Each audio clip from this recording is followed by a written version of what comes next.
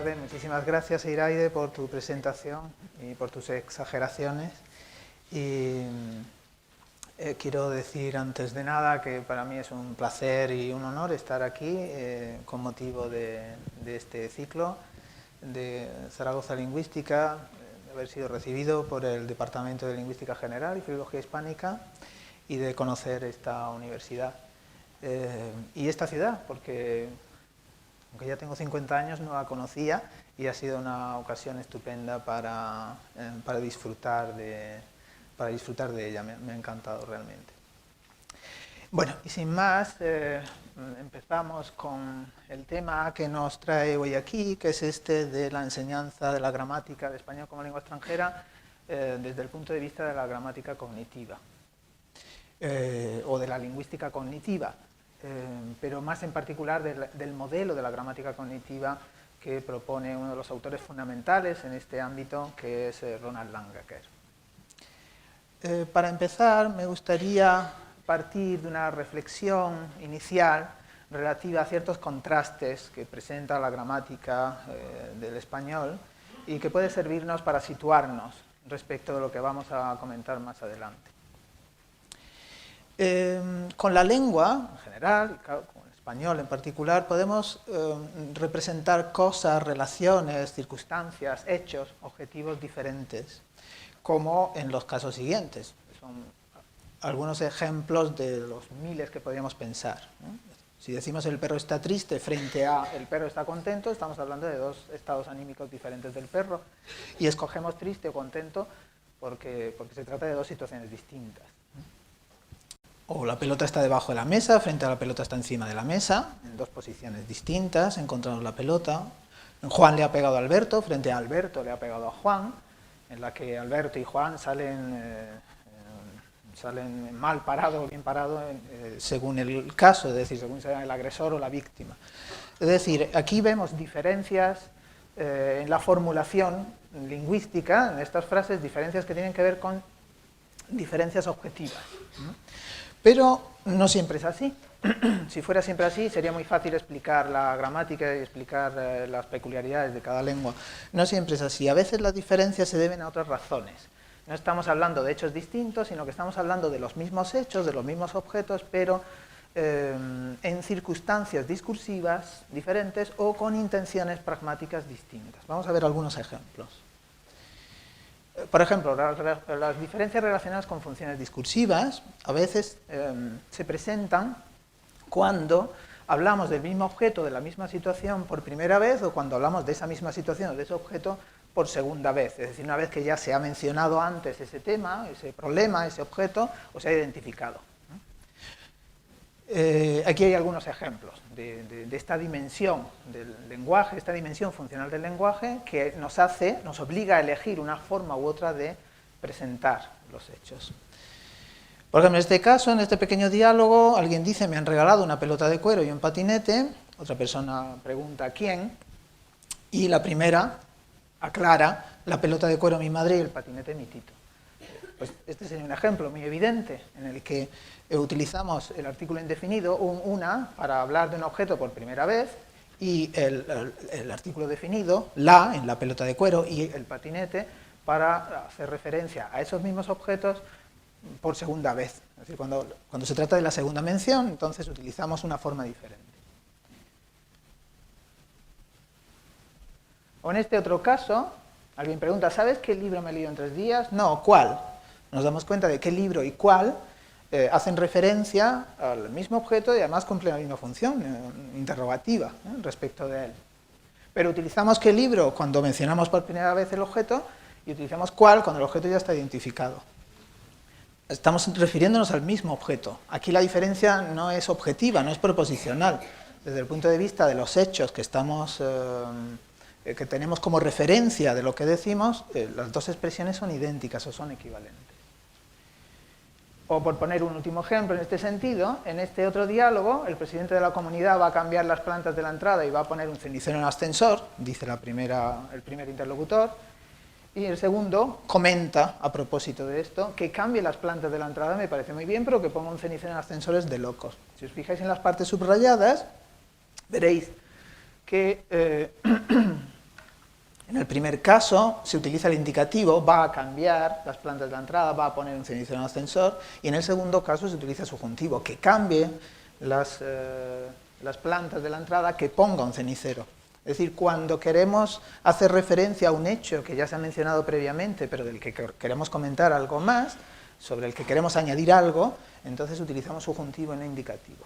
O aquí hay oposiciones, contrastes entre artículo indefinido con artículo definido, entre distintos tipos de pronombres interrogativos o entre la elección de modo indicativo o subjuntivo, que tienen que ver no con la realidad, la condición veritativa de los hechos, sino que tiene que ver con el momento discursivo en el que se hace referencia a esos hechos, a esos objetos, a esa situación.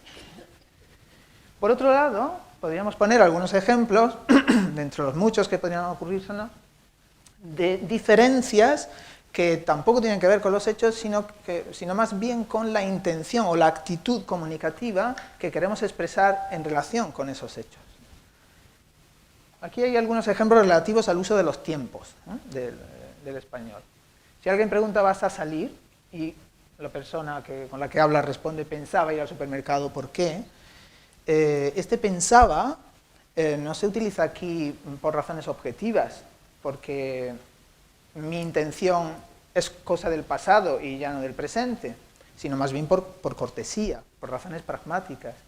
Digo pensaba y no pienso porque de esta manera parece que dejo margen al interlocutor para que haya una posible negociación. Es decir, hasta el momento en que me has preguntado esta era mi intención, pero ahora que me preguntas si puede que tengamos que decidir entre los dos, se trata de un hasta ahora, pensaba, ¿no? Lo que hagamos lo decidimos entre los dos, es decir, estoy abierto a negociar.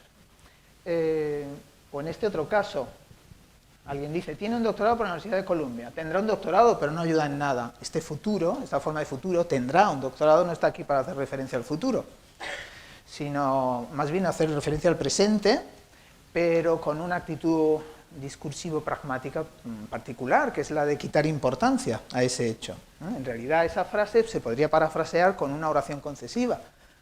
Aunque tenga un doctorado, no ayuda en nada. Luego, el uso del tiempo aquí no está para localizar en el tiempo de forma objetiva, sino para expresar otras cosas que tienen que ver con intenciones comunicativas, relativas a los hechos, ¿no? Es decir, podemos hablar de los hechos de una manera o de otra por estas razones que van más allá de lo veritativo. En el siguiente ejemplo, veis que se trata de un ejemplo de discurso referido. Contamos las palabras que nos han dicho otros. En el primer enunciado, María le dice a Juan, Pedro es imbécil, no lo soporto. Y en el segundo, Juan, unas horas más tarde, le va con el cuento a Pedro. María me dijo que eras imbécil y que no te soporta. Lo llamativo de este ejemplo es que cuando Juan cuenta lo que ha dicho María de Pedro, utiliza primero el imperfecto eras para referirse a la frase es imbécil, y el presente no te soporta para reproducir la forma de presente no te soporto. Aquí no puede haber razones objetivas, ni siquiera discursivas, estrictamente hablando, en el sentido de ya lo hemos mencionado por primera vez, ya lo hemos mencionado o no lo hemos mencionado. Parece ser que aquí se utiliza el imperfecto eras simplemente para distanciarnos de esas palabras, es decir, para dejar claro que es María la que dice de ti que eres imbécil y no yo. Este eras aquí no está justificado por razones temporales, sino también por razones pragmáticas. Que sepas que yo no soy el que dice que eres imbécil, sino ella. Como en el segundo caso no hay peligro de mala interpretación, no me importa utilizar el presente. Eras dijo que eras imbécil y que no te soporta. Luego hay una elección de un tiempo u otro que no tiene que ver con los hechos en sí, ni con las referencias objetivas, sino con intenciones o con condiciones de carácter discursivo. Y un último ejemplo en este sentido, cuando nos preguntan con enunciados de este tipo, perdona, ¿tú cómo te llamabas? Hombre, yo lo hago mucho en clase, tengo clases a veces tan numerosas como este auditorio, lo hago así, lo hago diciendo, perdona, ¿cómo te llamabas? Utilizo el imperfecto, evidentemente tampoco por razones objetivas, es decir, no utilizo el imperfecto queriendo decir que tienes un nombre antes y que lo has cambiado. Se entiende que quiero decir cómo te llamas ahora, pero lo hago así por cortesía, porque de esta manera digamos, no ninguneo a la persona a la que me dirijo. Sé que debería saber tu nombre, nos han presentado previamente, pero lo siento, no me acuerdo. Este imperfecto condensa muchos valores que son de carácter pragmático, ¿no? De carácter discursivo pragmático. Para la enseñanza de la lengua, en particular para la enseñanza del español, ha sido muy importante reconocer estas funciones de tipo discursivo, de tipo pragmático, para entender cuándo y cómo se utilizan los recursos gramaticales, más allá de una visión objetivista o logicista del lenguaje que se limita a explicar las diferencias lingüísticas en razón de los hechos y las condiciones veritativas a las que corresponden esas diferencias. Sin embargo, la historia no termina aquí. A veces es muy difícil encontrar una función discursiva o pragmática a ciertas diferencias que tampoco pueden reducirse a cuestiones objetivas. Es decir, hay algunas diferencias que no parecen estar asociadas sistemáticamente ni a una función objetiva, proposicional, como las que vimos al principio, ni a otra discursiva ni pragmática. Aquí hay algunas de estas. Por ejemplo, la diferencia entre María va al despacho y María se va al despacho. Veremos algunos de estos ejemplos después abordados desde el punto de vista que voy a comentaros. Bueno, como veis estoy tunteando, espero que no os importe, así me siento más cómodo. O en este otro caso, entonces marcaba el gol de la victoria, entonces marcó el gol de la victoria. Hay una diferencia muy sutil, ¿no?, que se nos escapa muchas veces, ¿no?, en la elección del imperfecto e indefinido en este caso. O la manzana es ácida frente a la manzana está ácida. Esta mañana he ido al dentista, esta mañana fui al dentista. Son diferencias que no se justifican por la naturaleza de los hechos, hablamos de los mismos hechos, pero para las que tampoco podemos reconocer condiciones discursivas ni pragmáticas que expliquen esa elección. Marisa ha derramado el café, a Marisa se le ha derramado el café, etcétera, etcétera. Estas son las diferencias que realmente constituyen el caballo de batalla en la clase de lengua, en la clase de gramática, porque son las que constituyen en realidad distintos puntos de vista lingüísticos, distintas representaciones lingüísticas de la misma realidad, pero puntos de vista que no se pueden asociar, no se pueden relacionar fácilmente con condiciones discursivas o pragmáticas como las que hemos comentado antes. Son el kit de la cuestión, son el tipo de ejemplos que requieren de una descripción alternativa a las que con las que hemos contado hasta ahora. Para darnos cuenta del carácter básico de esta noción de perspectiva, distintas perspectivas para hablar de la misma situación, me gustaría que pensáramos un momento, hiciéramos un pequeño ejercicio de toma de conciencia a partir de estas imágenes que os pongo aquí. Vamos a ir poco a poco. Me gustaría que pensarais en qué título daríais a esta imagen si se tratara, por ejemplo, de una foto o de un cuadro para una exposición. ¿Qué pie de foto, qué pie de cuadro, qué título daríais a imágenes como esta? Por ejemplo, para esta. ¿Qué se os ocurre sin tener que ponerse poéticos ni nada por el estilo? Simplemente lo primero que se os venga a la cabeza, lo más sencillo. Niño en bicicleta, el ciclista. ¿Alguno más? ¿Niño qué? Niño mira su bici. Niño en bicicleta, el ciclista, niño mira su bici. ¿Se os ocurre alguno más? Hay más posibilidades. Las bicicletas son para el verano. Montando en bicicleta. ¿Tú tenías alguno?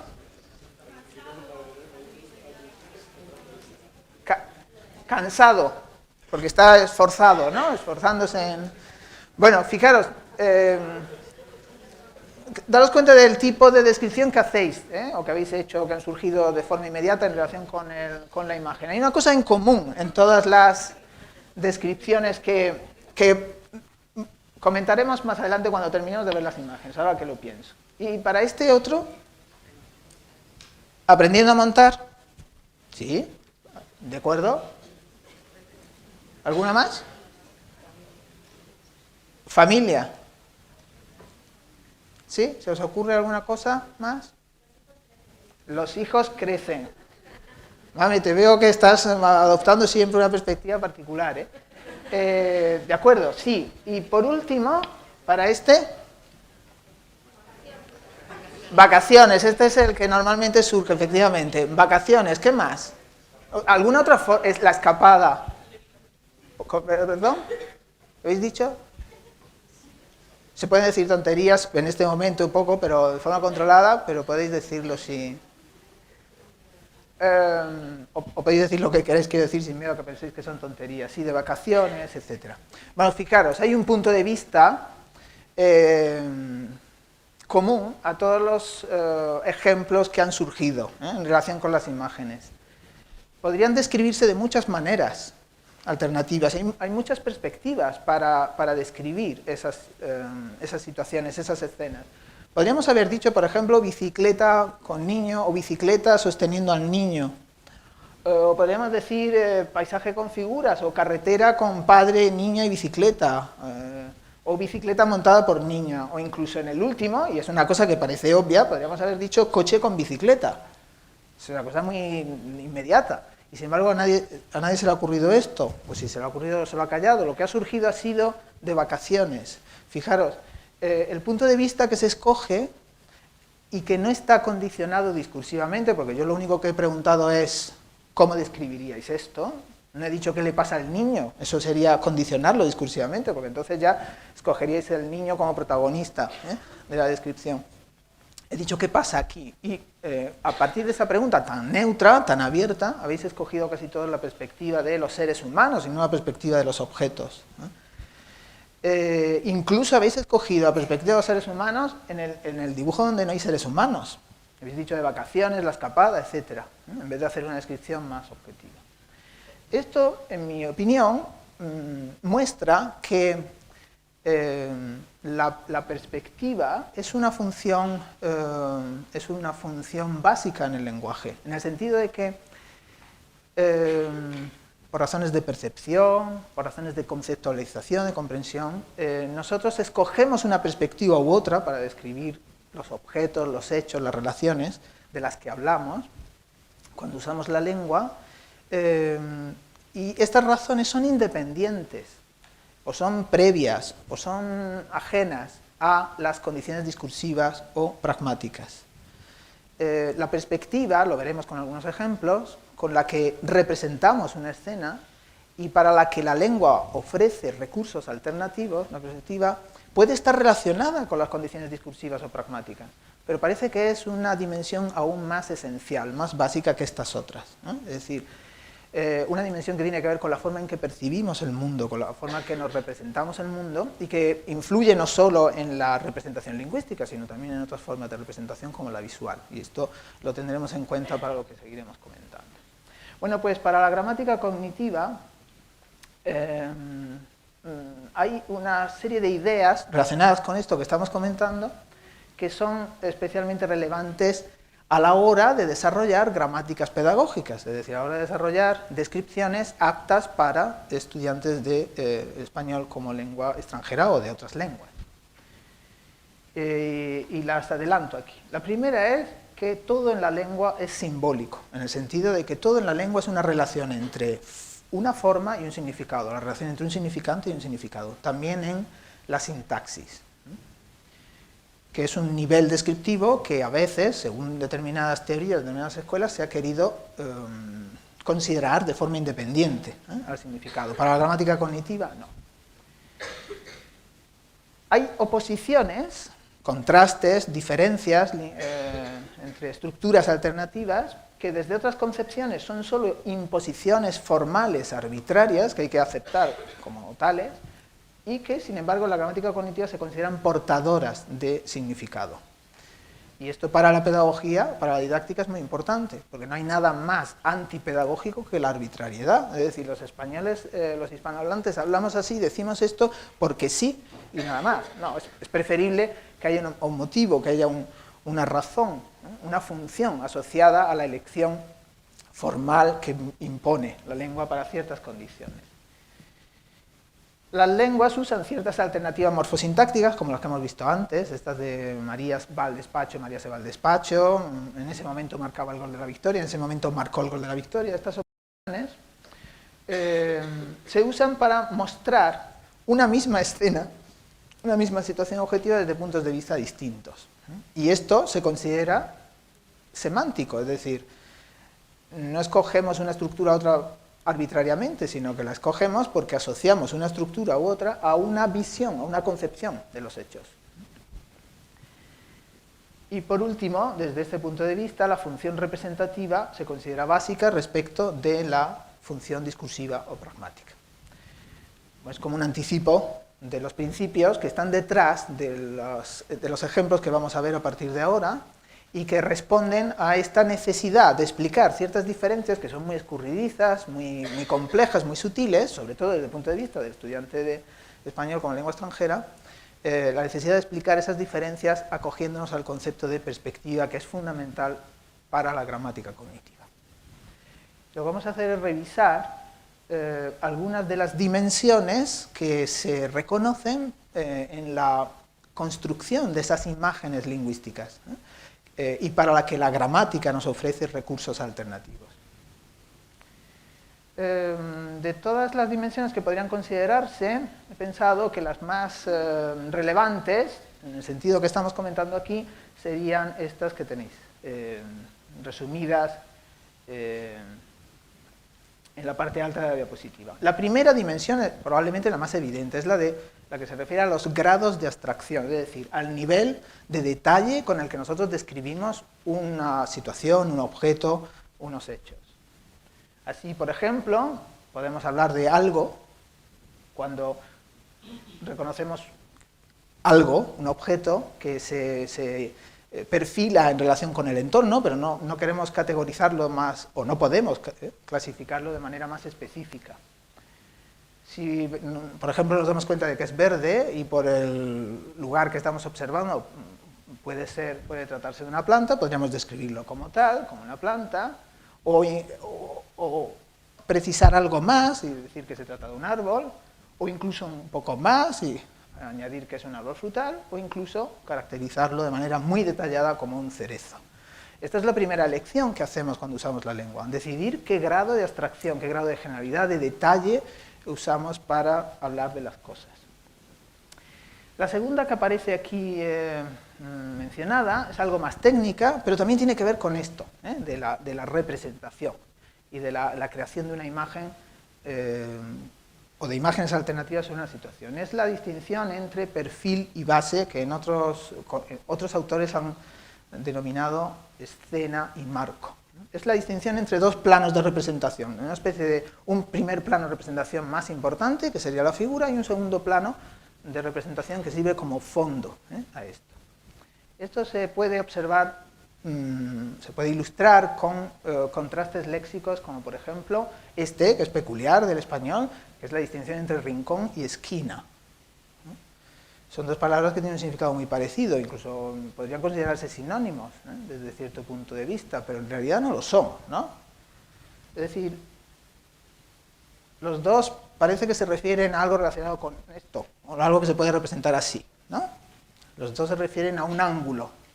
Pero ¿cuál creéis que es la diferencia? ¿Cómo pensáis que se puede explicar la diferencia entre uno y otro? ¿Cuándo consideráis que usamos esquina y cuándo rincón? Dentro y fuera. Dentro sería rincón, esquina fuera, ¿verdad? Efectivamente, ¿no? Estamos de acuerdo, yo creo que es así. El rincón sería el ángulo considerado desde el punto de vista interno, cóncavo, y esquina sería el ángulo considerado desde el punto de vista externo. Si consideramos esta forma de entender la diferencia, aquí podemos ver un ejemplo de esta distinción entre perfil y base.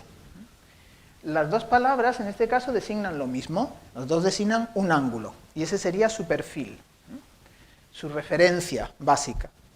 Pero cada una lo hace en relación con dos bases, dos fondos o dos marcos nocionales distintos.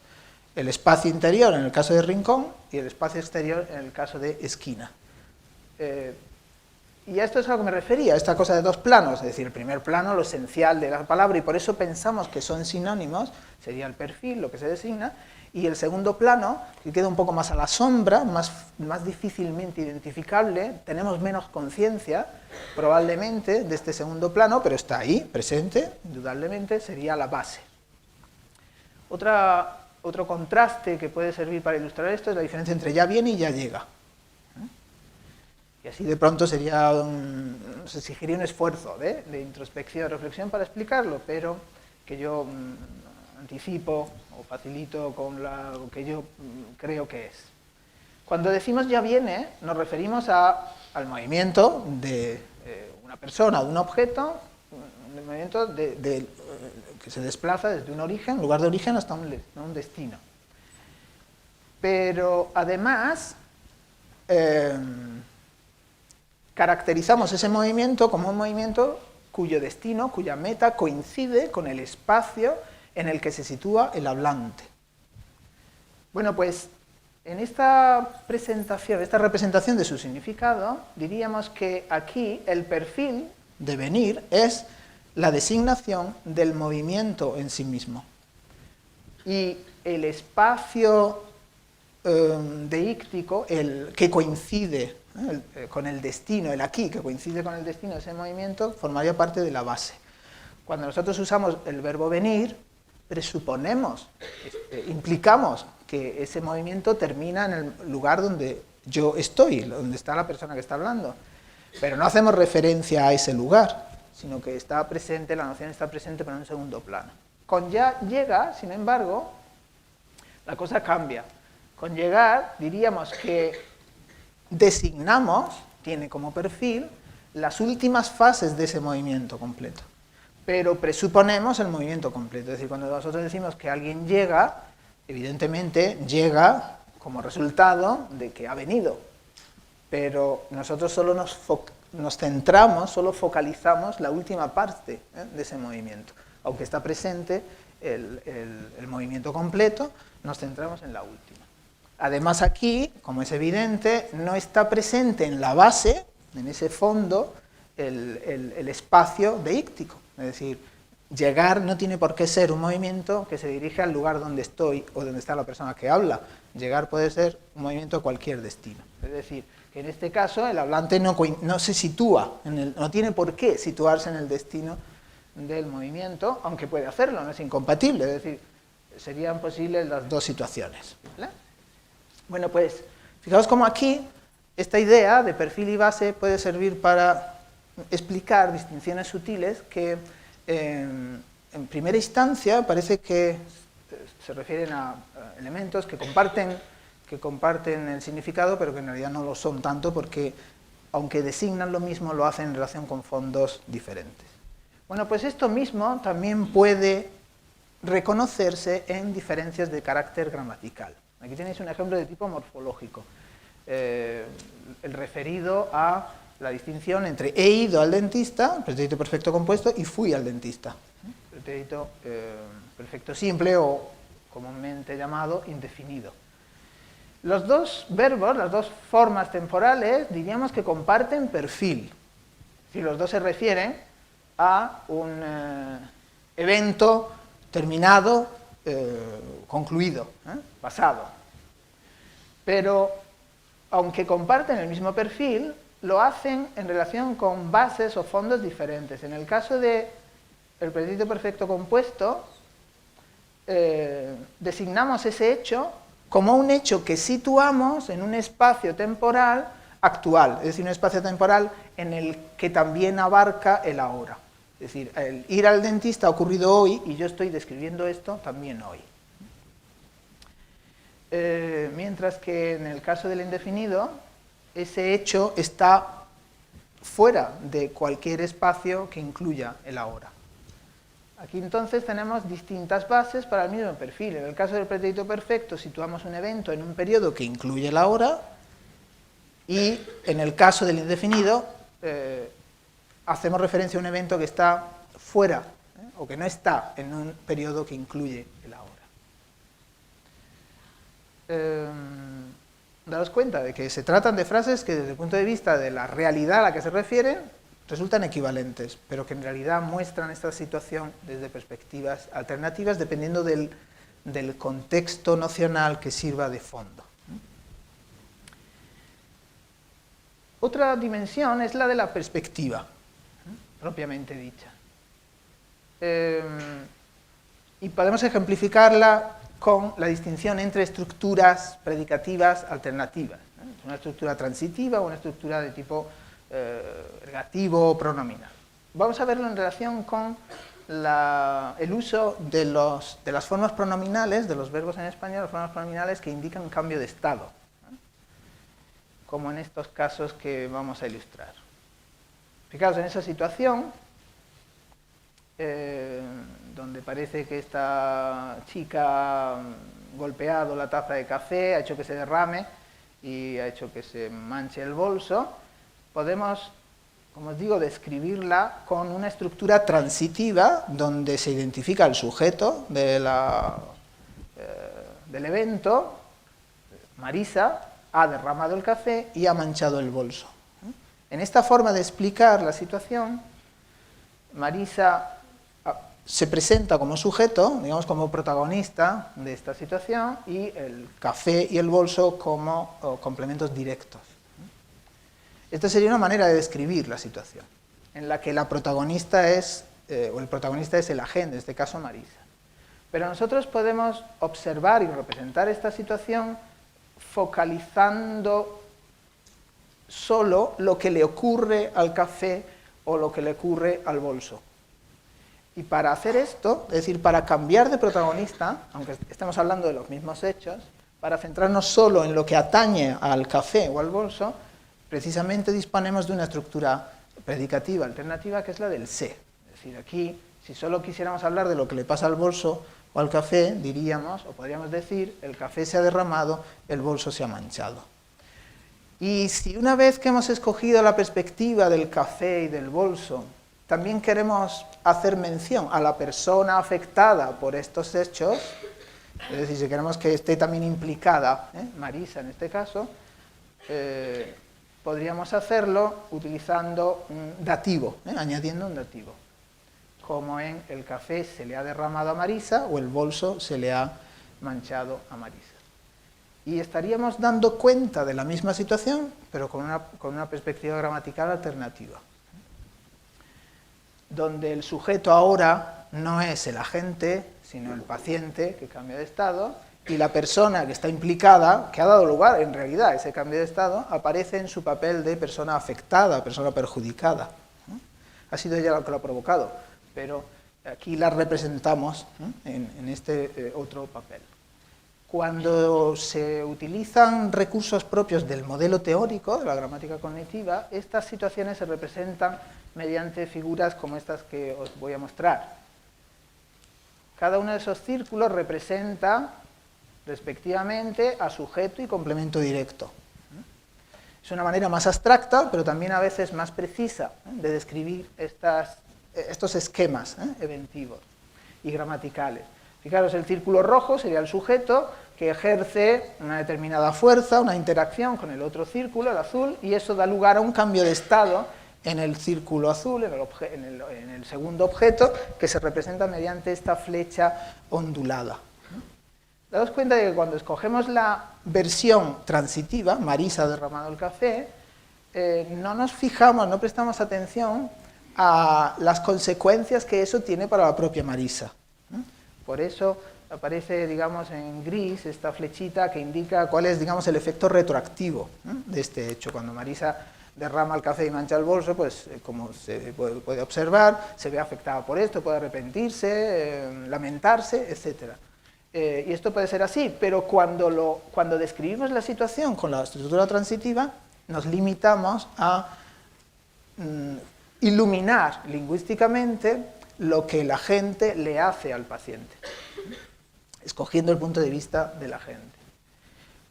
Si intentamos describir también con estos medios la otra situación, tendríamos el caso en el que lo que nos llama la atención no es tanto lo que la gente le hace al paciente, sino lo que le pasa al paciente y con ello se ve afectado el propio agente, escogiendo otra estructura transitiva, la del sujeto paciente, que sufre un cambio de estado y que da lugar a su vez a un cambio de algún tipo, emocional, etcétera, en el complemento indirecto. Es decir, que se trata de la misma concepción del evento y del mismo reconocimiento de circunstancias, pero representadas con estructuras gramaticales que focalizan unos aspectos, que iluminan algunas facetas y dejan en la sombra otras para crear imágenes alternativas de la misma situación.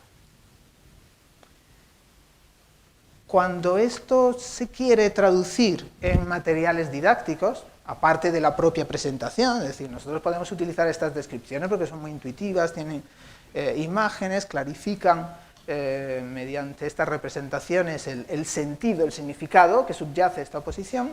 También podemos imaginar cómo traducirlo en ejercicios para el estudiante. Aquí tenéis un ejemplo basado en esta distinción, la distinción entre estructura transitiva y estructura pronominal. En este caso, el ejercicio consiste en un texto donde se describe una escena de una película. En la película hay un niño que está en su dormitorio, durmiendo tranquilamente, y de pronto se ve que un hombre invisible, que el espectador reconoce, que sabe que está ahí, un hombre invisible entra en la habitación y empieza a hacer cosas que suponen mover objetos, etc., y el niño no ve al hombre invisible, solo ve los objetos que se mueven, los objetos que les pasan cosas. En este texto se describe la situación desde el punto de vista del espectador, que sí ve al hombre invisible y que reconoce a la gente. El hombre invisible abre la puerta, entra silenciosamente y enciende la luz. Pero lo que se le pide al estudiante es que se ponga en el punto de vista del niño y que describa esa situación como hechos, como una sucesión de hechos que les ocurre o que les pasan los objetos, pero sin un agente identificable. Entonces, pues dirá cosas como la puerta se abre, la luz se enciende, el vaso se levanta, la mesa se desplaza, etcétera, etcétera. Fijaos entonces en que la noción de perspectiva ya no resulta tan abstracta, ¿no? tan sutil, tan resbaladiza, sino que se puede concretar en contextos discursivos que puedan reconocerse fácilmente y que permitan asociar una forma a un significado, ¿no? Una estructura no solo como una mera transformación arbitraria de otra, sino como una representación alternativa de una situación. Otro ejemplo relativo a una oposición gramatical, léxica, que también es muy difícil de adquirir y que genera errores persistentes, fosilizables hasta niveles muy avanzados, de personas que a lo mejor tienen un nivel C1 en español y que siguen teniendo problemas, es la oposición entre venir, ir, venirse, irse, traer, traerse, llevar, llevarse. Los estudiantes se vuelven locos con esta distinción, y yo tengo doctorandas que saben español muy bien, que tienen una competencia lingüística comparable a la de un nativo en muchísimos aspectos, pero que siguen cometiendo errores en relación con estas elecciones. Bueno, pues aquí podríamos mostrar una manera de ilustrar esta noción de perspectiva presente en estas oposiciones. Bueno, como veis, se trata de una película donde parece que una especie de Indiana Jones corre con un tesoro en las manos, parece para dirigirse a donde está el otro personaje en el jeep. Si esta escena la describe alguno de estos espectadores, podría decir, va corriendo, lleva el tesoro. Si la describe la persona que se sitúa en el lugar de destino, como hemos visto antes en relación con venir, diría o podría decir algo como viene corriendo, trae el tesoro. Es decir, que la distinción lleva, trae es paralela a la distinción viene, va. Porque está presente o no la base, el fondo nocional del espacio deíctico. De manera que utiliza va, lleva el hablante que no está en el destino del movimiento y utiliza viene, trae el hablante que está en el destino del movimiento. Y esto ocurre cuando no importa el origen. Es decir, cuando solo nos fijamos o prestamos atención al destino, a la meta del movimiento, utilizamos las formas sin se. Sin embargo, si por alguna razón el origen sí importa, por ejemplo, imaginaros que somos conscientes de que Indiana Jones ha arrebatado el tesoro a un monstruo terrible, en ese caso puede que sí nos interese describir ese movimiento como un movimiento que supone abandonar el origen. Cuando no nos interesa hacer hincapié en que se abandona el origen, no usamos se. Cuando sí queremos hacer hincapié en que se abandona el origen, usamos el se. Y diríamos, se va corriendo, se lleva el tesoro, o se viene corriendo, se trae el tesoro. Fijaos que ahora, considerado desde este punto de vista, entendemos la dificultad que hay. Es decir, hay diferencias que no tienen que ver con los hechos objetivos, que tienen que ver con el punto de vista, y además un punto de vista cruzado. Tiene que ver dónde se sitúa el hablante y si el hablante da importancia o no al origen del movimiento o no. Otra diferencia que constituye un tema estelar en la enseñanza de la gramática española extranjera es la diferencia entre el imperfecto y el pretérito perfecto simple o indefinido. Y también podría explicarse como una diferencia que tiene que ver con la perspectiva, con el punto de observación que adopta, en el que se coloca el narrador o el hablante que describe ciertos hechos. Aquí, por ejemplo, se muestra el imperfecto como el presente de entonces, es decir, como un tiempo que permite hacer referencia a un hecho no terminado en el momento de la historia en el que nos situamos. De manera que esto podría representarse gráficamente de esta manera. Llovía mucho aquel día. Mientras que el indefinido, pretérito perfecto simple, podría describir la misma situación, pero hablando de ese hecho como terminado entonces, es decir, el hablante se sitúa, mentalmente se sitúa después del hecho. Y aquí diríamos, llovió mucho aquel día. ¿Te das cuenta de que esta diferencia es una diferencia paralela a la diferencia entre el presente, no terminado ahora, llueve mucho, y el pretérito perfecto compuesto, terminado ahora? Ha llovido mucho hoy. Y es muy importante reconocer que se trata de la misma oposición básica, porque a partir de ese paralelismo es más fácil explicar la diferencia entre imperfecto e indefinido. Casi todas las lenguas disponen de la oposición entre presente y pretérito perfecto compuesto. Es decir, disponen de esta diferencia última. Pero no todas disponen de la diferencia imperfecto e indefinido. Si hacemos comprender a los estudiantes que la diferencia entre perfecto e indefinido es paralela a la de presente entre pretérito perfecto compuesto, ellos tienen un punto de partida, un punto de referencia que les permite comprender cuál es la noción que está presente en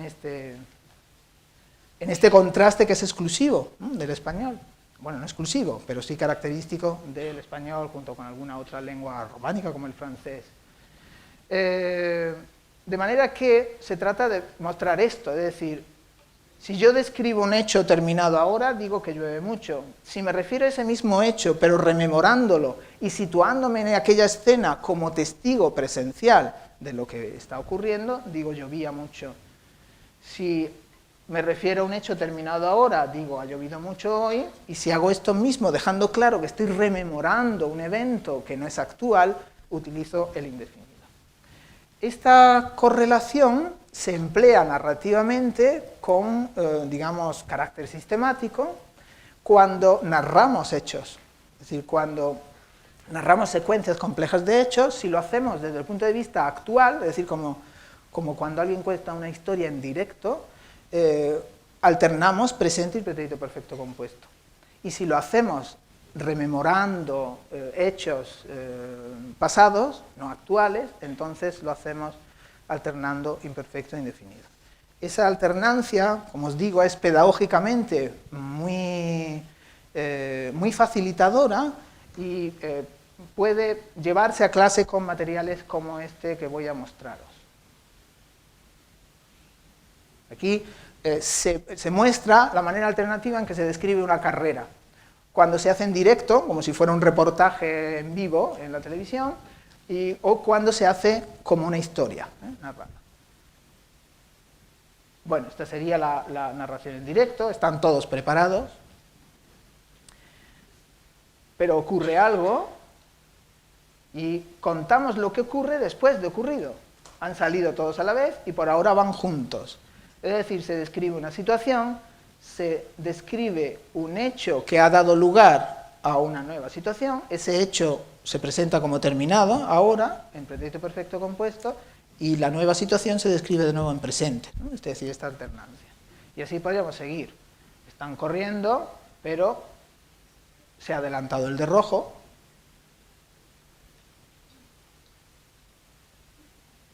y como consecuencia, es decir, como nuevo estado, resultado de ese hecho terminado, va primero a unos metros de distancia de los demás. Sin embargo, atención, porque en los últimos metros el de verde lo ha superado, y en este momento cruza la meta en solitario.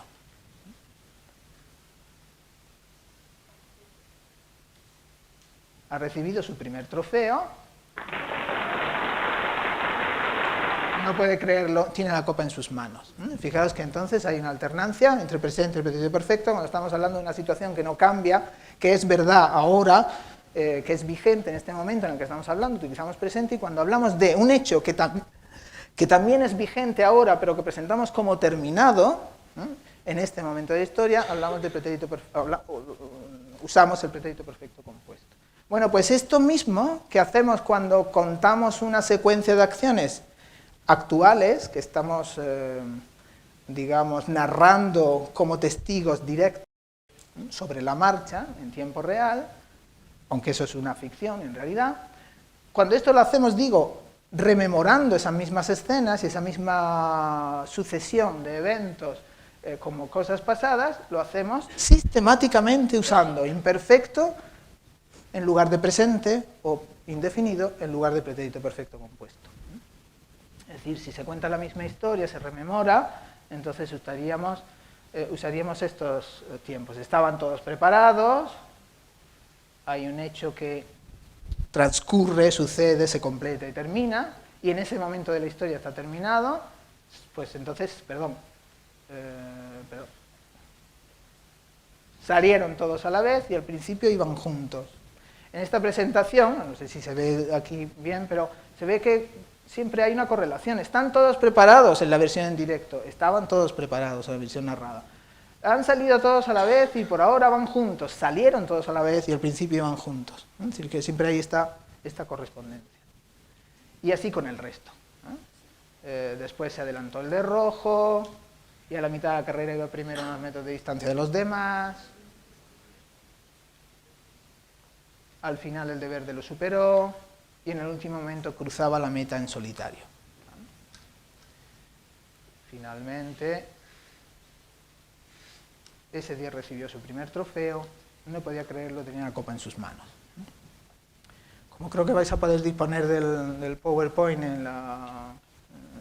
integrado en la grabación, podéis revisar, ver cómo existe efectivamente esta correlación, que yo creo que pedagógicamente es muy útil, porque, como digo, explica una oposición nueva, idiosincrásica del español en relación con una oposición familiar, para los estudiantes que tienen lenguas donde no existe ese contraste imperfecto indefinido.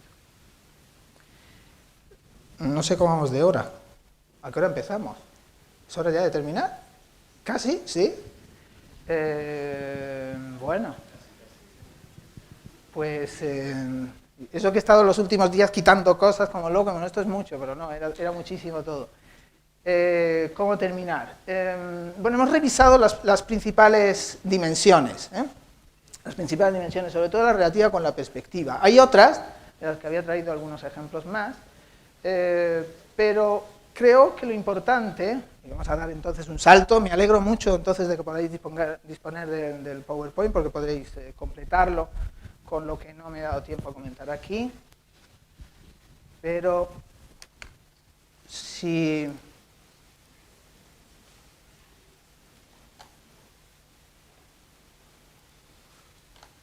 es el momento de terminar, entonces solo me gustaría revisar, en relación con los ejemplos que hemos estado considerando, algunas cuestiones de carácter general. sobre todo relativas a las imágenes. Las imágenes solo como un recurso didáctico, que ilustra, que da color, que da verosimilitud, etcétera, a las descripciones gramaticales, sino las imágenes como un recurso básico que intenta aproximarse a un aspecto esencial del lenguaje, que es este que os he intentado ilustrar, ¿no? He intentado comentar, de que consiste en un instrumento de simbolización que expresa conceptualizaciones alternativas de la misma situación y lo hace sistemáticamente con los recursos de la gramática o del léxico.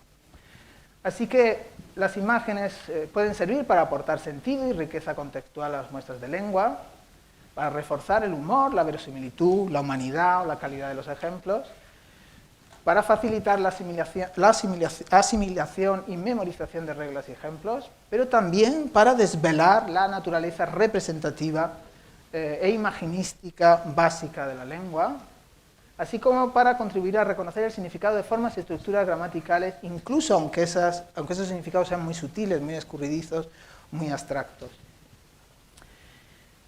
Pueden facilitar una visión de conjunto de ciertos sistemas, como hemos visto, en relación con las oposiciones temporales, pretérito perfecto, presente, imperfecto, indefinido, y ayudar a descubrir el rendimiento comunicativo de numerosos recursos, sobre todo cuando ese rendimiento puede desvelarse con animaciones, es decir, con presentaciones animadas y dinámicas como las de PowerPoint o Keynote, que son herramientas muy poderosas. Y nada más, espero que efectivamente esto haya servido para ilustrar un poco el potencial de la gramática cognitiva en relación con la enseñanza de la gramática española.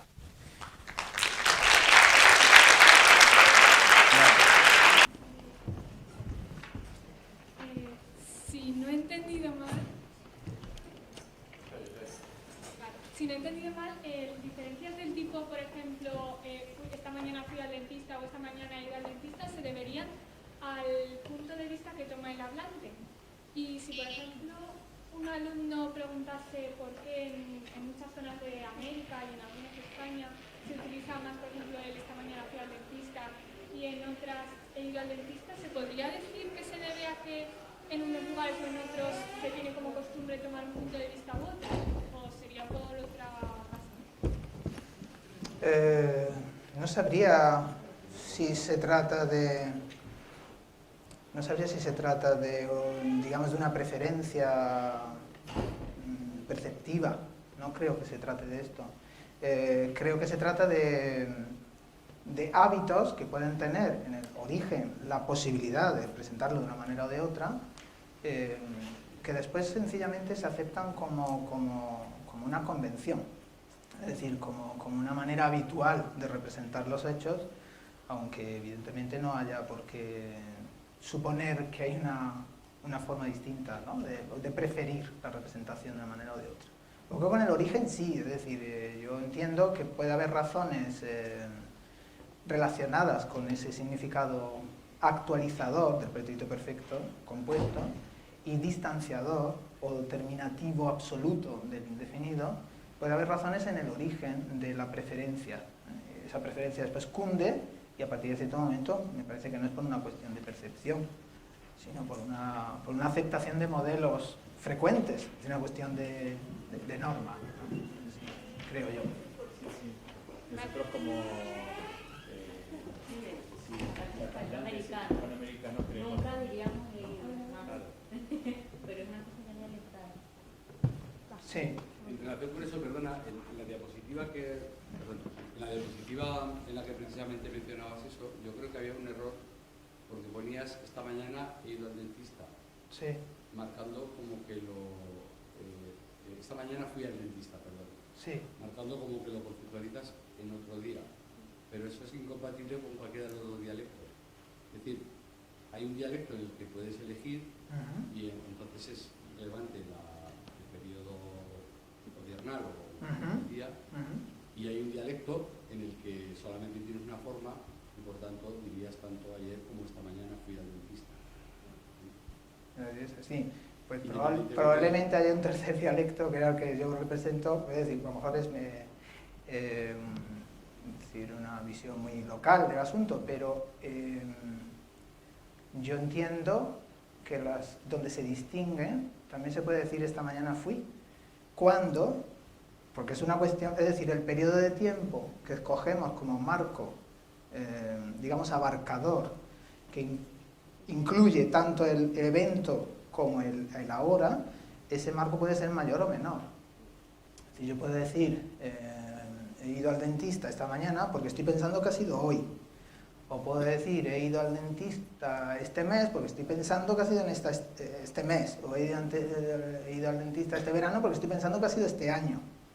Es decir, si uso pretérito perfecto, la instrucción en el pretérito perfecto actualiza, el pretérito perfecto incluye, conecta con el presente y por tanto incluye en un periodo más abarcador.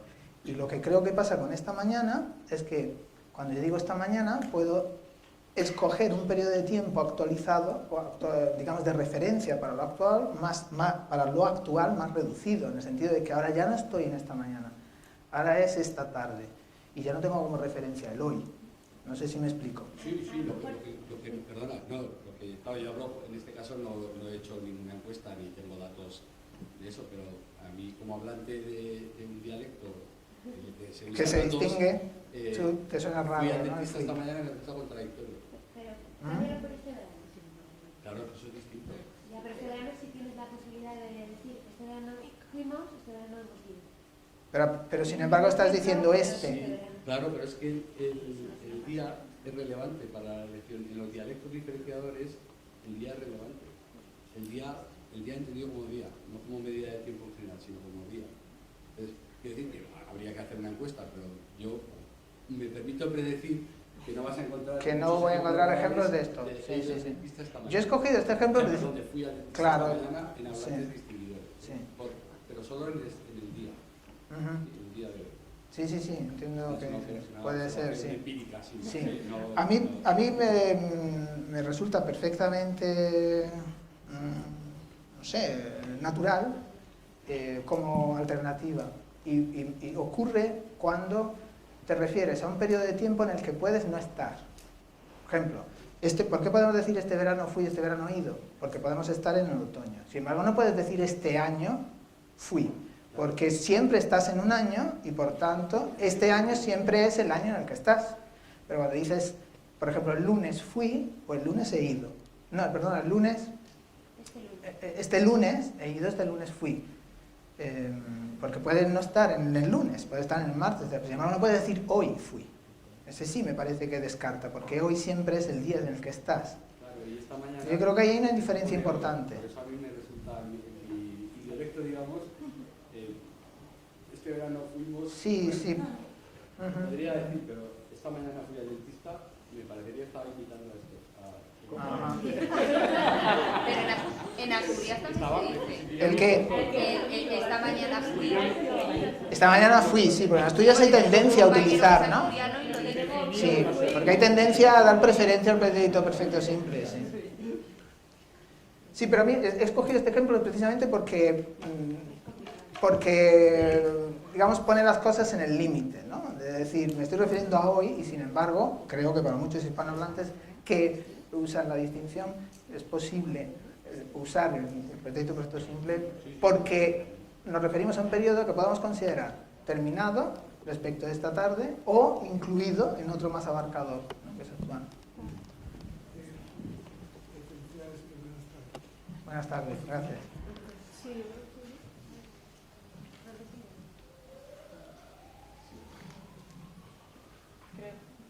Esta mañana recordé el 23 de febrero. Ayer fui al dentista y mi vida se mueve en el presente, el pasado y el futuro. Estoy muy interesado en el habla y estoy estudiando porque en el habla diaria no me entiendo con mi mujer. Soy becario de casa casero porque como ella estuvo estudiando y le suspendieron y en el mes pasado, de hace tiempo, le pregunté si me daba tiempo libre para no pegar los platos y estudiar. Creo que hay un problema del habla, continuo, y un problema de comunicación. Esta mañana, que es lo que me interesa, en el presente de hoy, para mi futuro, la presidenta del gobierno aragonés, en un programa de televisión, hablaba con él diciendo que la enseñanza en Aragón se va a perfeccionar en Nueva York. La pregunta es la siguiente. ¿Es verdad que en Andalucía no se dedica tiempo el profesorado a enseñar a los niños andaluces a entender correctamente el español? Pues que no se dedica tiempo, sí es verdad que no se dedica tiempo a enseñar a los niños a entender el español. Pues no sé contestarle, no tengo datos al respecto. Pero sí puedo decirle que, digamos, que no me consta que haya ningún problema al respecto. No sé. No, perdona que intervenga, es que yo creo que a lo mejor él está usando el término español en un sentido distinto. Es decir, yo creo que se refiere a que a lo mejor él echa en falta, o ha oído personas que dicen que echan en falta, que a los niños andaluces no se les enseñe en el colegio la norma castellana, de hablar el español. ¿Sí? Quiere decir que si los recursos económicos en el gobierno de Andalucía o sea, digamos que si los profesores, Sí. si lo que usted imparte en la comunidad, sus doctorandos, la gente que Sí, si es cierto que, o sea, que me confirme usted que realmente eso es falso, porque aquí yo, por ejemplo, en Zaragoza, en esta universidad, la filosofía ha desaparecido y la lingüística parece que en Granada la filosofía Como asignatura de instituto, filosofía, se mantiene todavía. Sí. Y lengua española y literatura española, pues es una asignatura básica de la que hay muchísimas más horas. En la Universidad de Granada, la literatura ha hecho desaparecer la filosofía. No, por ahora no, por el momento no. Con la nueva ley 11 la filosofía se hace optativa. Sí, será así, pero hasta ahora no sé. Si me disculpáis como moderadora del debate, para terminar, como es un tema que no sé si...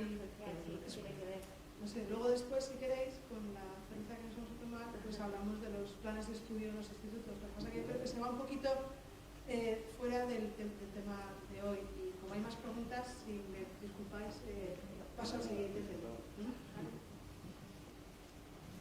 Sí, yo voy a cambiar de tema totalmente. Dentro de las diferentes representaciones, dimensiones de representación del lenguaje, estaría la perspectiva. Sí. Con el ejemplo que usted ha puesto sobre Marisa ha derramado el café, o a Marisa se le ha derramado el café. No, el café Sí, se sí. le ha derramado la camiseta a Marisa. Entonces, ahí la función sujeto sería como el elemento que se ilumina, y esa función del sujeto sería ahí como el elemento, sería el mecanismo, ¿no? Digamos que ahí la sintaxis funcionaría como un mecanismo de perspectiva. Sí, así es. ¿Qué pasaría, por ejemplo, con estas estructuras del tipo me gustan las naranjas? Son como estructuras ergativas, ¿no? Entonces ahí, ¿qué pasa ahí? ¿Cómo se explica? Pues son estructuras marcadas, precisamente. Me refiero, que el sujeto ahí Son las naranjas. sería lo que se ilumina. Sí. Eso también funciona. ¿Cómo lo explica la gramática cognitiva? Bueno, es una estructura marcada precisamente porque coloca al estímulo o el objeto que provoca una emoción o provoca una reacción emocional de algún tipo en el sujeto conceptualizador, lo coloca en la posición privilegiada de sujeto. Y digamos al sujeto lógico, al conceptualizador que experimenta una emoción, que experimenta un estado anímico a raíz de ese estímulo, lo coloca sin embargo en una posición sintáctica secundaria, que es la de dativo, de complemento indirecto.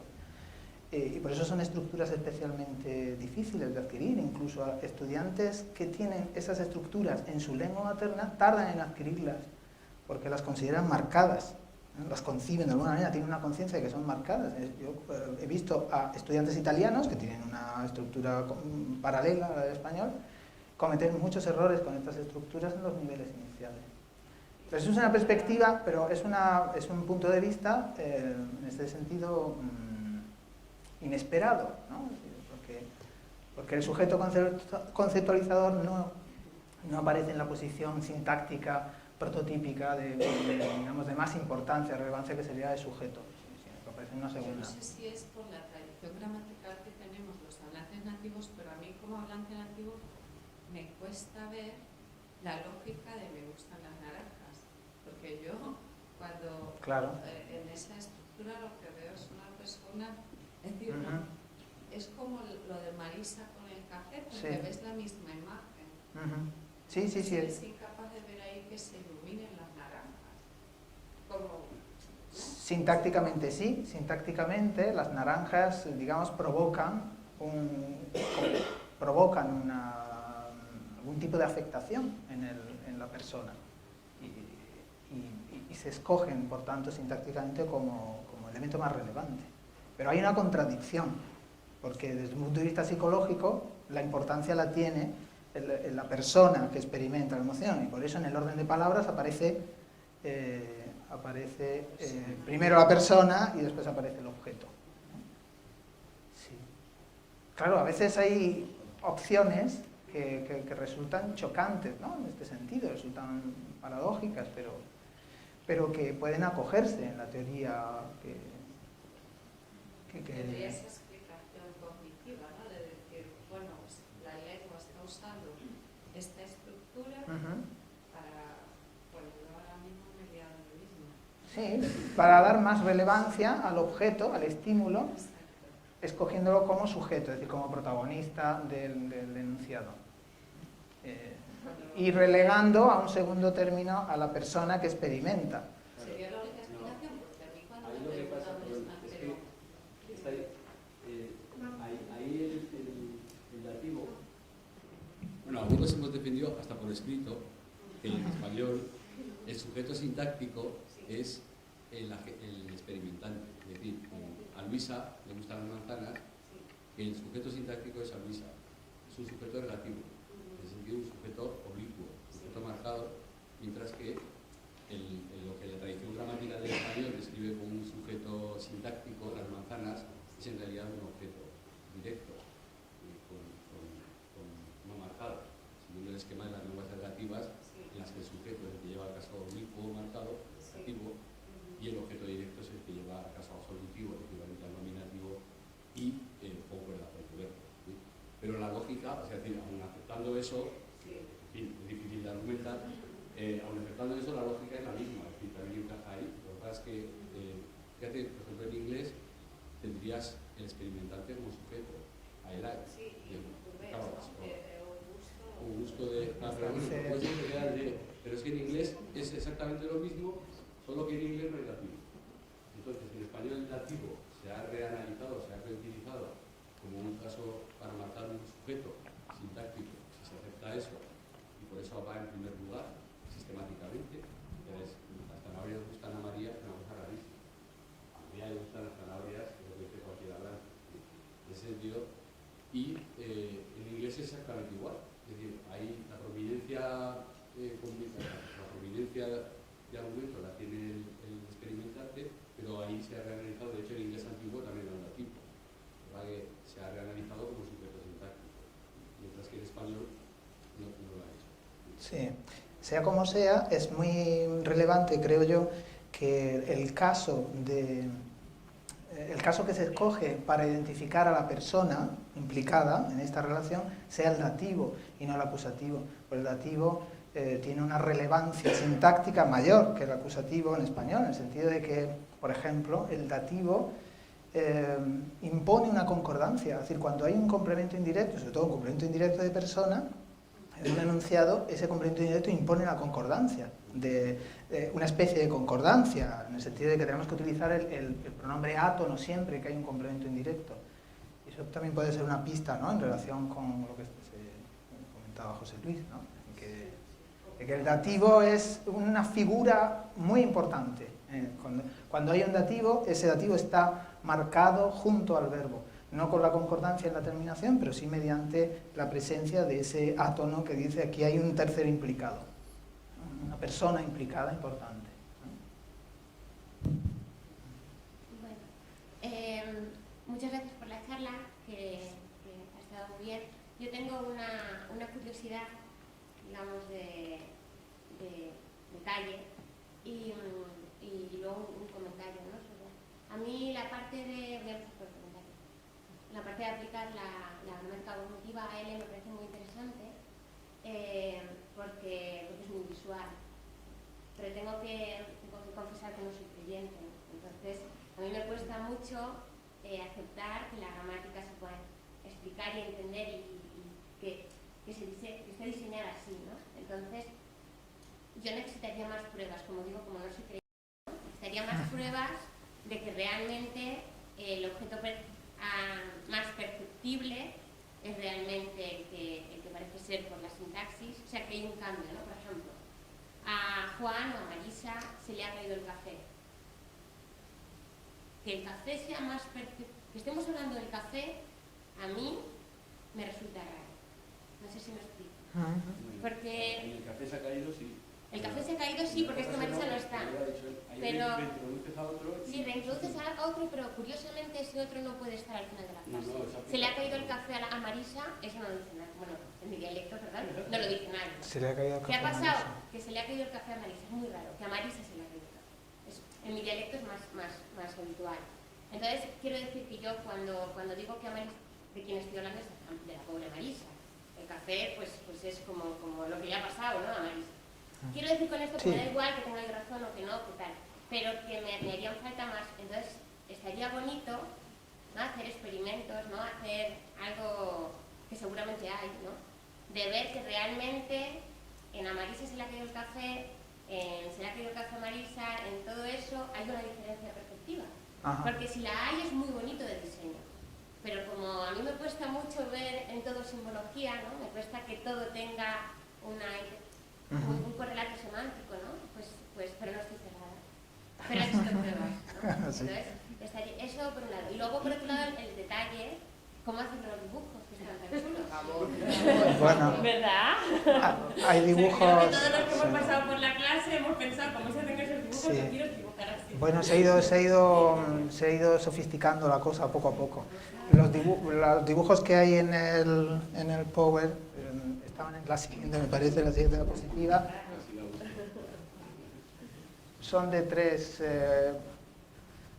fuentes. La gramática básica de estudiante español. Como autores pudimos disponer de las imágenes que aparecían en los PDFs originales. Entonces, pues son imágenes que están sacadas y adaptadas en algún caso, ¿no?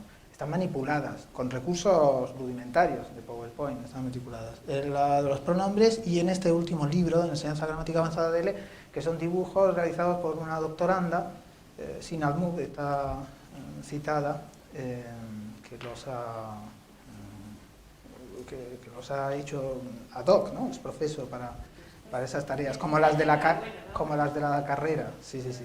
Ha sido un hallazgo poder disponer de su talento para eso y que esté interesada, ¿no? En la lingüística cognitiva. Y bueno, cuando no disponíamos de esto, pues hacíamos dibujos un poco de engendro, tipo Pokémon, pero lo conseguíamos con imágenes de la galería de imágenes de Microsoft o ahora ya con todas las que hay disponibles en Internet, ¿no? Siempre se pueden descomponer. Hay unos cuantos trucos en PowerPoint que te permite hacer alguna aproximación, ¿no? A eso.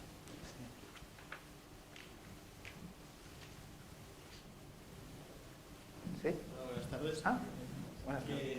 Me ha recordado tu discurso en un libro, no sé si la has ido a hablar de él, en 1984, George Orwell, donde uno de los supercrímenes del Estado Marísimo era que limitaba el lenguaje, es decir, decía que solo hubiera una forma de explicar cada oración, cada concepto, para que no hubiera confusión.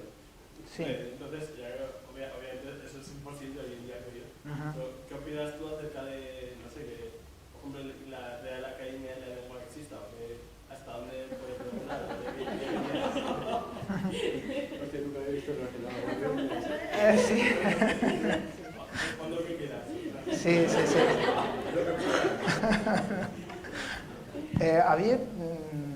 Hay muchos países con lenguas muy divulgadas y muy relevantes en el mundo que no tienen academia y no pasa nada.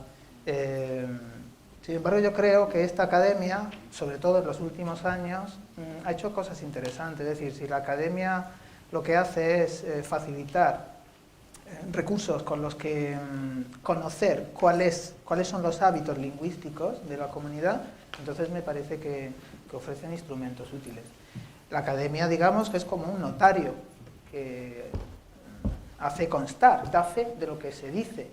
Lo puede hacer, digamos, con recursos más afinados o menos. Últimamente creo que tiene recursos bastante más afinados, es decir, ahora ha publicado una serie de obras que en su mayoría están basadas en corpus de datos muy abundantes y en estudios muy bien fundamentados, que, digamos, dan cuenta o intentan dar cuenta de lo que se usa, de cuál es el uso, de cuál es la norma. Yo creo que eso es lo fundamental que hace la academia. Entonces, en ese sentido, me parece que es útil. Yo recurro mucho al diccionario panhispánico de dudas, al diccionario de la Real Academia, a la gramática de la Real Academia, a la ortografía, etcétera, porque creo que es importante que antes de jugar con la lengua, antes de querer hacer con la lengua lo que yo quiera hacer, es importante que conozca cuál es la norma que sirve de referencia. Y después, pues claro, hay libertad para que cada cual utilice la lengua como Dios le dé a entender, ¿no? Pero a mí me parece que últimamente la academia se ha manifestado con recursos, es decir, con obras, con publicaciones y con tareas que son instrumentos muy valiosos y de los que no se disponen a lo mejor en otras lenguas y puede que fueran útiles. Es decir, yo, por ejemplo, creo que el hecho de que existan obras de referencia que se consideran indiscutibles, ¿no? Es decir, que están ahí como referencias, ¿no? a las que acudir, yo creo que eleva el valor de una lengua, en el sentido económico incluso. Es decir, cuando uno reconoce que hay unidad lingüística, entonces puede que tenga más interés, ¿no?, en aprender esa lengua, en dedicar tiempo, recursos, etcétera, una lengua en la que se percibe una unidad que garantiza la comunicación o que puede favorecerla, creo. Pero esto es una cosa y otra cosa es el uso que individualmente cada uno haga del lenguaje. Sí. Además, últimamente, quiero decirlo, la academia además creo que está superando la visión nacionalista de la lengua, localista, y ha adoptado un punto de vista panhispánico en donde la colaboración entre la Real Academia Española y las otras academias de la lengua española de países hispanoamericanos es muy estrecha. Y todas las obras que han surgido a partir del diccionario tienen siempre, ¿no?, la colaboración de expertos, de representantes de esas otras normas, de esas otras variedades dialectales del español. Yo últimamente defiendo a la academia. Hola, al principio de la presentación, si no he entendido mal, habías dicho que decías que hay ocasiones en las que la lengua no hay un motivo por el que la lengua se decide por una alternativa u otra, como ha sido el caso de la manzana es ácida o la manzana está ácida. Digo que el motivo de esa elección no tiene que ver con situaciones objetivas, pero cuando digo la manzana es ácida, la manzana está ácida, estoy describiendo el sabor de la manzana, en los dos casos. Y parece que tampoco hay razones ni discursivas ni pragmáticas, pero sí hay una diferencia, claro, no me ha llegado tiempo, está descrita en el PowerPoint, no me ha dado tiempo a llegar a esto, pero sí hay una diferencia. No sé si tú querías comentarla. Iba solamente a decir que me parecía como que la manzana, en el caso de la manzana es verde y la manzana está verde, pienso que la diferencia puede estar en el enfoque, que con el verbo es, solo te interesa destacar una cualidad en un momento determinado y esta quieres poner en relación con tus expectativas o con otro momento. Por ejemplo, la manzana es verde, solo te interesa destacar que la manzana es verde. Si dices la manzana está verde, a lo mejor quieres decir que antes estaba roja y si te interesa destacar que ahora te ha sorprendido que estaba verde. Sí. En el caso de verde, digamos, la diferencia es más objetiva, porque es verde, pues una caracterización objetiva, está verde, lo está, digamos, episódicamente, es decir, es un estadio, y puede que haya un antes y un después diferentes. Pero en el caso de la manzana es ácida, está ácida, la diferencia es todavía más sutil, porque en la manzana es ácida, en la manzana está ácida, estamos describiendo el sabor de la manzana, pero sin embargo con está, de alguna manera, hay una concepción episódica, no es una concepción de estadio, ¿no? que puede tener un antes y un después distintos. Entonces yo lo que creo es que cuando utilizamos está, en este caso, lo que hacemos es describir la manzana como si la manzana se encontrara en un estadio que en realidad estamos experimentando nosotros cuando la probamos. Es decir, cuando decimos está ácida, es la encuentro ácida, la caracterizo como ácida después de haberla probado. Es decir, que está este componente subjetivo que interviene, digamos, metonímicamente, porque hablo de la manzana cuando en realidad soy yo el que pasa por ese estadio, ¿no? Hablo como si la manzana estuviera en una situación cuando en realidad soy yo el que pasa por la situación en la que se percibe o se experimenta la acidez de la manzana. Oyendo que dice, cuando la sensación es tan subjetiva, entonces solo se puede usar está rica, yo diría ser rica. Es rica, efectivamente. Exactamente, sí, sí, sí. Parece mentira de la casa y que hablas de un micrófono. ¿Hay algún otro comentario?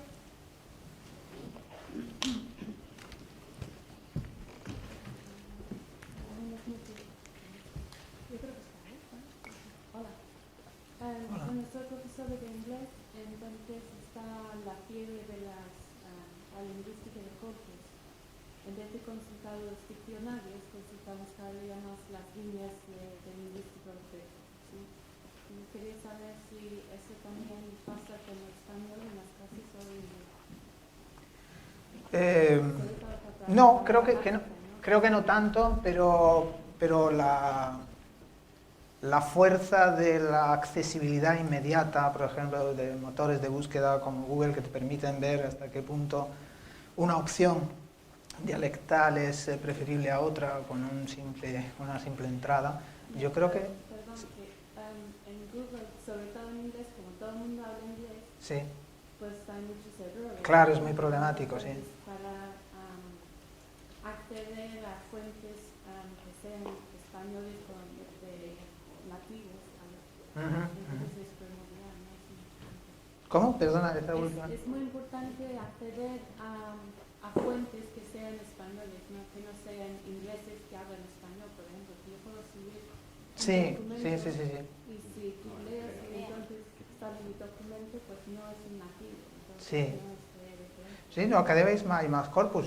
Uno de referencia, que es el que ha utilizado precisamente la Academia, es el CREA, que es una colección muy importante de textos de géneros distintos, de zonas dialectales diferentes, hablado, escrito, y donde se pueden afinar bastante, ¿no? Se puede afinar bastante la procedencia y las características sociolectales y de género del texto.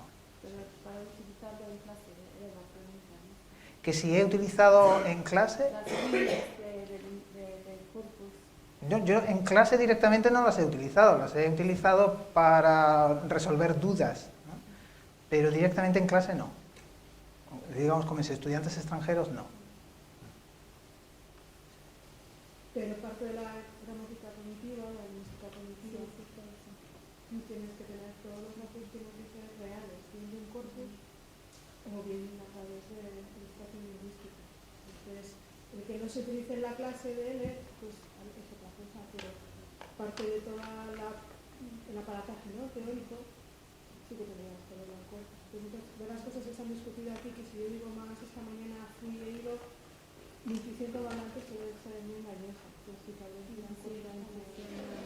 Y también en parte muchas de estas, no exactamente lo que ha dicho Alejandro, pero muchas de las pequeñas diferencias sutiles que en otras gramáticas pasan desapercibidas porque formalmente son iguales, si no trabajas con un corpus y no sabes, ¿no? Y ves las diferencias. Igual eso es uno de los aspectos